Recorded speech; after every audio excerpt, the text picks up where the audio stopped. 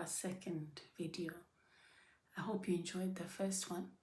So I wanted to follow up with the second video, which will talk about, I pretty much divided it into months, and I've got notes here of, the reality hits us right to say, you now have to get ready. So I'm going to start my journey as 6 months while we're in South Africa, and now really it's the reality.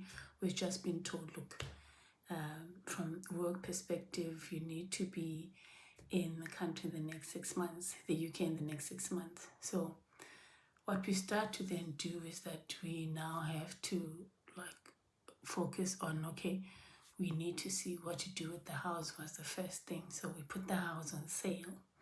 And the second approach was to really let our son's school know in time. So we thought, okay, let's just give them heads up so that they're also aware. And then we also tried to close as many accounts as possible from month 6, really, because sometimes these things take a while, and with the relationship with your lenders, you gotta keep that door open. Month 5, I said, then we decided to get rid of the vehicle, at least one of the vehicles. And there it was just because, it was gonna be harder for me in the long run if I was to be the only one to be left. My husband had to travel. And I knew that, with the cars gone, at least that's one issue out of my way, and my brother was willing to take that. Thank you very much.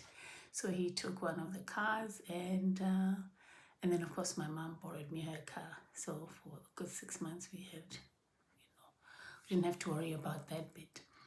Month 4, we then start to say, okay, the big movable items, let's get rid of them, because that way you're able to then live at bare minimum with the stuff that you need, and you don't need to worry about, moving big furniture and having to, work around it.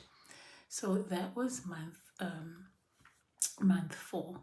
And now we're starting to panic month 4, because as you know, it takes a while to sell a house. So we were like, okay, maybe we need to look at option 2 for this house, right? But month 3, we decide, okay, we need to alert the family, and try to see as many people as possible, right? Sorry, I had to write this down because it's been a year. You'll be surprised. Actually, it was more than a year because we were preparing then. So I'm just trying to make sure that I'm not everywhere. So where was I? Month 3, I think. Yeah, that's where we alerted the family, and that was sad but sweet. And then we're trying to also at that time trying to at least see the option of, okay, are we going to lease our house? Are we going to do a bed and breakfast? At some point, I thought, okay, bed and breakfast would be better because, long-term rental is too much of a commitment. So, there was that now, because the house sales were just horrendous. So, luckily for us, we had an agent that actually sold us our house that was trying to sell it back to someone, but he was not winning this time. No one was biting. I'll talk about that. Why is it not selling? And then we said month 2, then we started to close all the subscriptions, the stuff that you want to clean up now. Really, you're trying to make sure that you're pushing through a lot of your list. Toys, and then we said that I couldn't quite close the Wi-Fi or the insurance, some of the insurances that we had, because I was still working at the time. I think I worked till the last week in South Africa because I was literally transferring to the UK for a job. Yeah, and so you also kind of go, okay, month 1, now this is the crux of it, right? So I decided, okay, let's just make sure, because the rules, like you have to have 21 kg per person, or the bags are minimal. But because I knew my husband would be away and I'd be traveling alone with my son, I wanted at least 2 bags. right? That I can carry with me. He's 6 years old, so he couldn't help me. But I'll tell you about that story in my next video, how the journey went with my son. It's quite hilarious, actually. But what I then did was, we were like, we are going to take the bare. So no bare minimum. So no like jewelry we didn't need. No, we took sentimental things during that last month, gave away or sold other items that really, I mean, we didn't want to pack our, I don't know, people pack a lot or they worry that, for example, I've got a spa around the corner here. So that's as close as I can get to being home here. So that's why we decided minimalist, sentimental, mental items, less clothing.